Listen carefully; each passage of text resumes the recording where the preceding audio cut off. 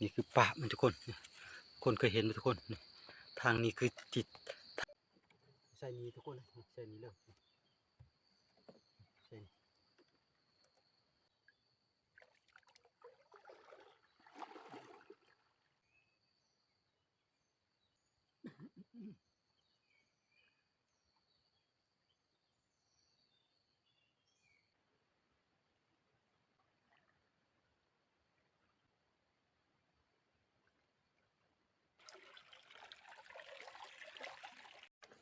ประมาณอยู่เลย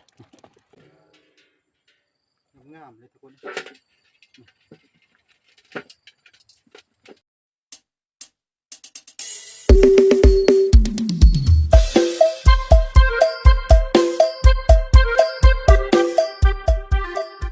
สบายดีพี่น้องปองปายมือสักครู่ทุกคนพบกระเบาคำสิงเก่าสินเคยทุกคนเนาะมื้อนี้ที่พาทุกคนไปใช้ลานเลยทุกคนหอนยามใช้ลานและยามนี้นะเดือน11นะคือเงินที่อันใส่ก็คือแก็บหรือห่ำทุกคนเนาะแก็บที่เฮาอันสีขาวทุกคนเนาะมาไปเบิ่งนำกันทุกคนเนาะโอ้โหสิหมานหรือบ่ลองเบิ่งมื้อนี้ทุกคนฝากกดไลค์กดแชร์กดติดตามกำลังใจบ่ครับเด้อทุกคนเนาะเพราะว่าอยู่ภายในประเทศเนาะหรือต่างประเทศบ่ครับก็ยินดีต้อนรับเข้าสู่ช่องบ่ครับเนาะมื้อนี้ก็บรรยากาศก็ครึมๆคล้ายๆฝนจะตกนิดนึงทุกคนเนาะข้าวบ่ค่ำก็เริ่มหลายแล้วทุกคนนี่ข้าวก็ไปไปกันเลยทุกคนเอาบ่ค่ำสิใช่ได้นะทุกคนข้าวก็ทุกคนอีละเนาะมีต่อจะไปข้าวกดหั่งมันอยู่แถวนี้ทุกคนนี่คำหาบ่เป็นนี่ข้าวเริ่มหลายแล้วทุกคน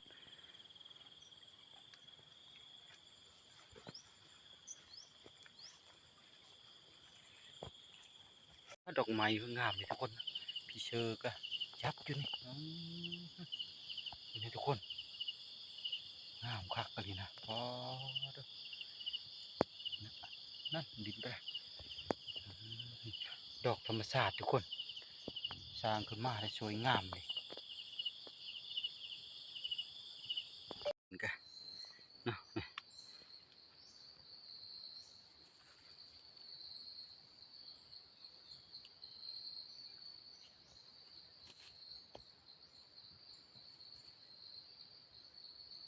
นี่ข้ามีไส้นี่ทุกคนเลยนางนะนี่คือป่ามันทุกคนคนเคยเห็นไหมทุกคนทางนี้คือจิตทางป่าเห่าทุกคนเลยนะเดี๋ยวบุคคำกับไส้เนยอาศัยอยู่มองทุกคนนะนี่เดี๋ยวไปลุ้นน้ำกันทุกคนนะนี่นี่ช่องทางเห่าเนาะใช้แบบโบราณเลยทุกคนเลยนะสมห้ำนะห้ำอย่างเดียวทุกคนเลยเก็บนะนี่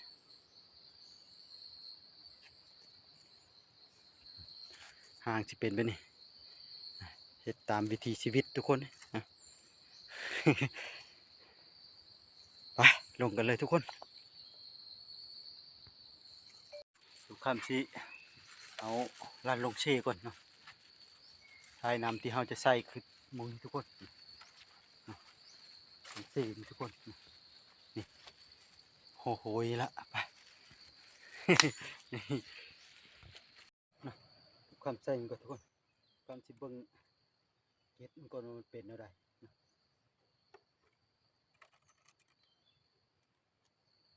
โอเคตัวนี้ได้อยู่ทุกคน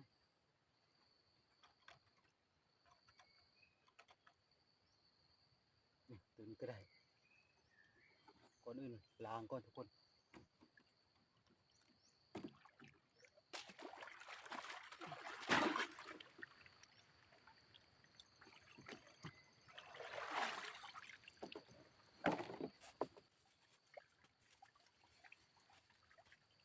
เอาห้ำขยี้ก็ทุกคนให้มันเปียก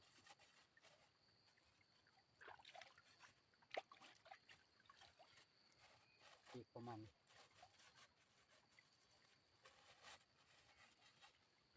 ความเชี่ยวห้ำลงก่อนทุกคน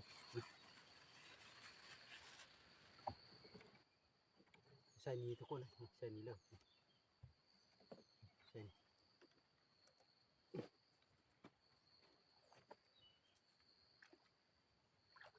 ขี้หินนำทุกคนแบบไป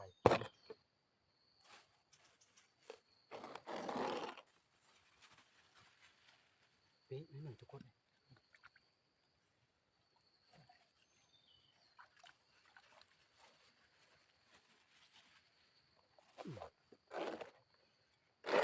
ตามวิถีชีวิตทุกคนนี่จะทำไรดีทุกคน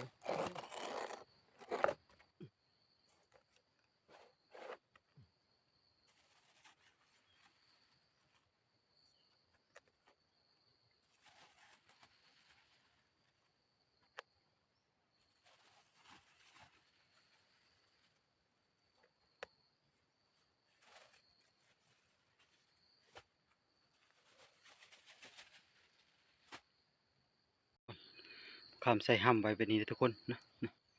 นี่ตัวนี้ใส่ไว้อยู่ในนี่อัดที่ลงใส่บาดนี่นะนี่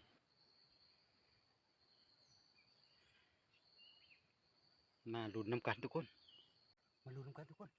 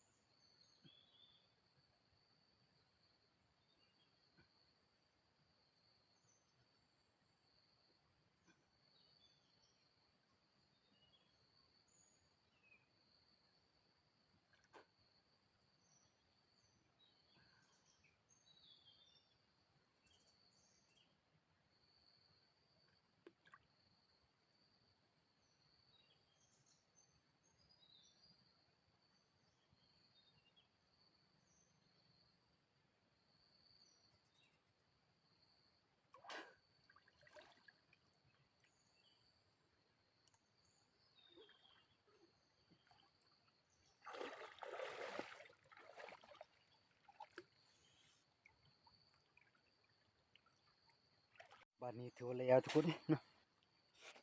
มาลุ้นกันทุกคนแล้วเรียบร้อย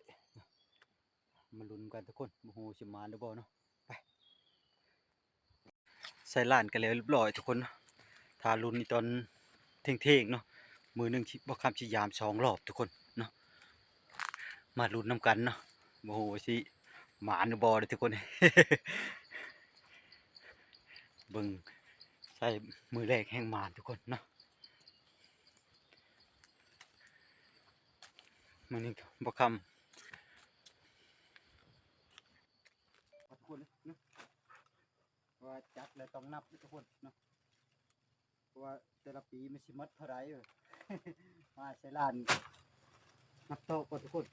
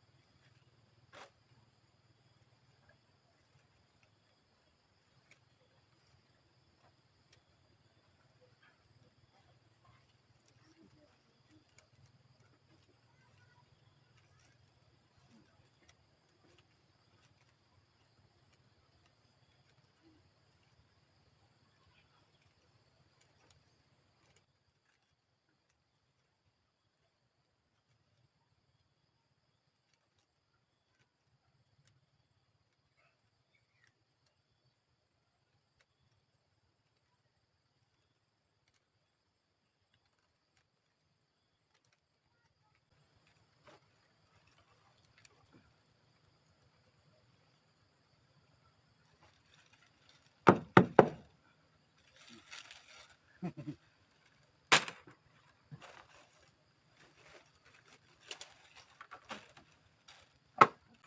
นับกันได้400ทุกคนท่านแหงอยู่ในพวกเขามี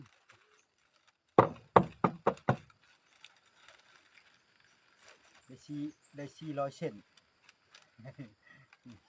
400เซน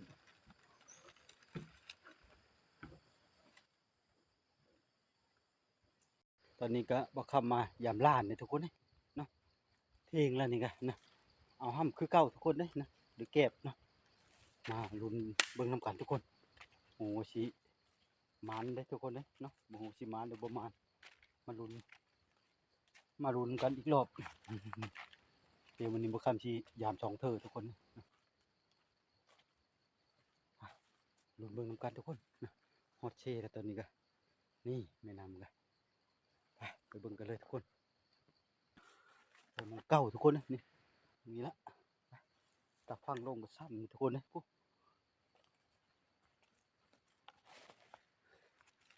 ่อันเชื่อบ่คำก็ตีมาละใส่ซ้ำทุกคน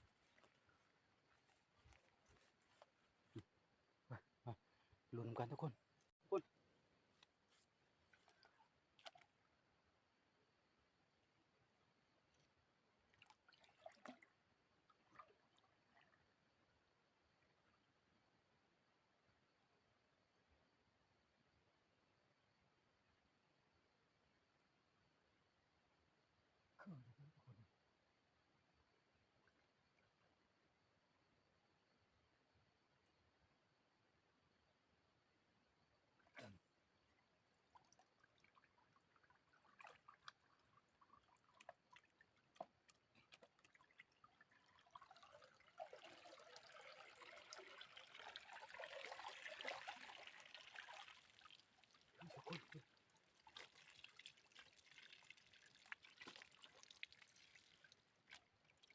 ทุกคน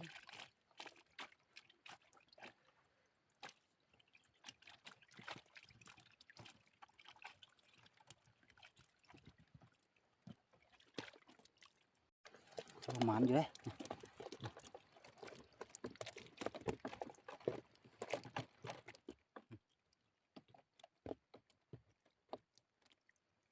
ปากกระบอกทุกคนนี่เดี๋ยวคำเก็บที่ถุงก็ทุกคนนี่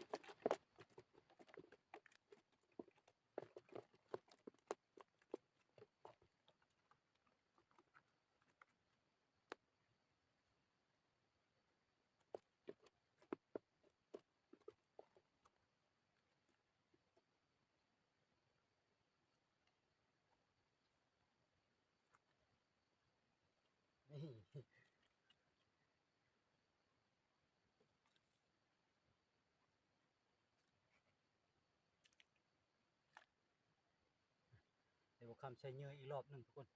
เอาเยื่อไม่ใช่คือเก่า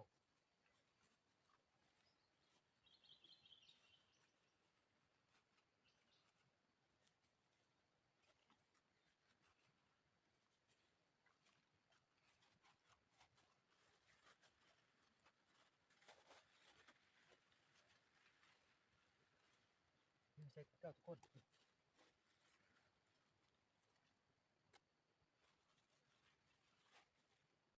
เดี๋ยวคำใช้อีกรอบ2ทุกคน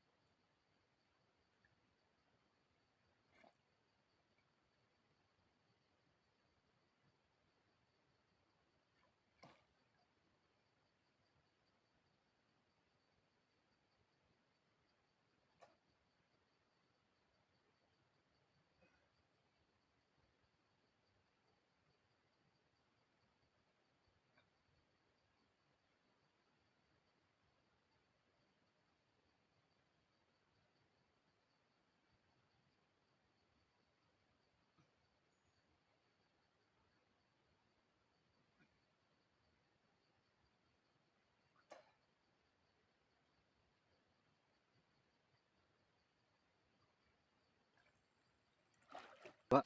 ได้อยู่นะทุกคนเนาะรอลุ้นอีกมื้อแรงทุกคนมื้อแรงอีกเนาะยามอีกรอบหนึ่งทุกคนนี่ก็ถือว่าพอได้กินไปรอบแรงนี่ก็คอยคำลงแรงทุกคนเนาะมันนี่บ่คำมายามอีกรอบสองทุกคนนี่นะ มาลุ้นอีกรอบทุกคนนะโอ้ว่าสิหมานอีกบ่ทุกคนเนาะฝนก็ตกลงหน่อยหนึ่งมื้อนี้นะ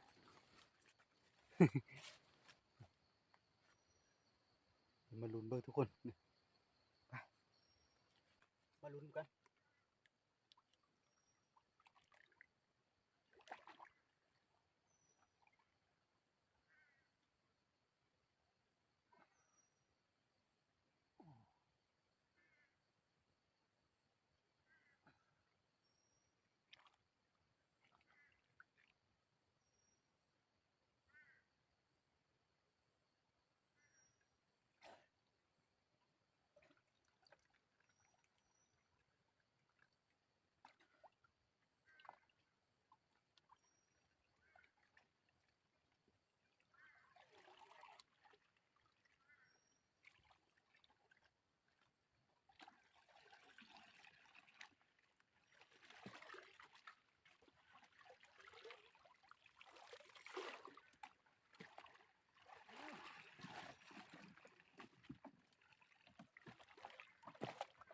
ตัวโบราณทุกคน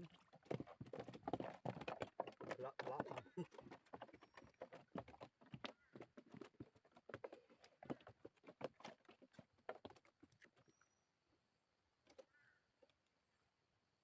รอบสอง4-5ตัวนะถือว่าหมานทุกคน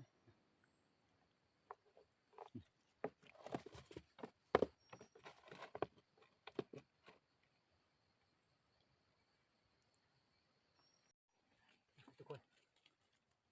เก็บปลาก่อน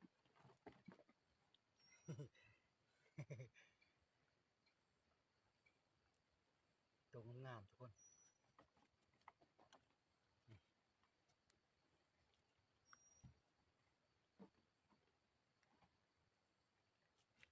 ทุกคน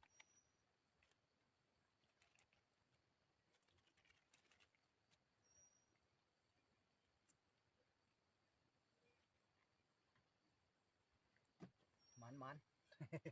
สุดยอดมาเถอะนั่น ปลาเดี๋ยวกันโตกันทุกคน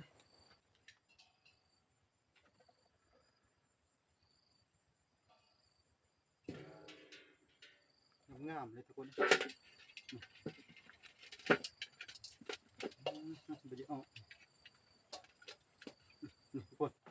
อ๋องามเลยทุกคนปลากระบอกทั้งหมดเลยทุกคนกระบอกกับปลากุล่ามทุกคนเลยนะใช่งามทุกคนลาบแซ่บทุกคนเลยเนาะยามนี้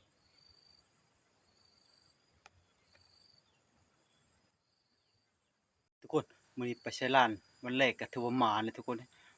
บ่ค่ำก็พอได้กินเนาะพอได้เฮ็ดกินแรงนะทุกคนแต่บ่ได้เฮ็ดให้แต่เฮ็ดกินบ่ได้เฮ็ดให้เบิ่งทุกคนนะบ่ค่ำสิเฮ็ดลาบเนาะเพราะว่ามันมืดค่ำมืดแล้วทุกคนเนาะฝากกดไลค์กดแชร์กดติดตามเด้อทุกคนเนาะเข้ามาใหม่ก็กดไลค์กดแชร์ได้บ่เป็นกำลังใจเบาค่ำช่องน้อยๆเนี่ยทุกคนเนาะคลิปหน้าจะได้บ่พลาดว่าบ่ค่ำสิพาทุกคนไปเฮ็ดอีหยังเนาะทุกคนเนาะคลิปนี้บ่ค่ำก็ขอจบคำว่าสบายดี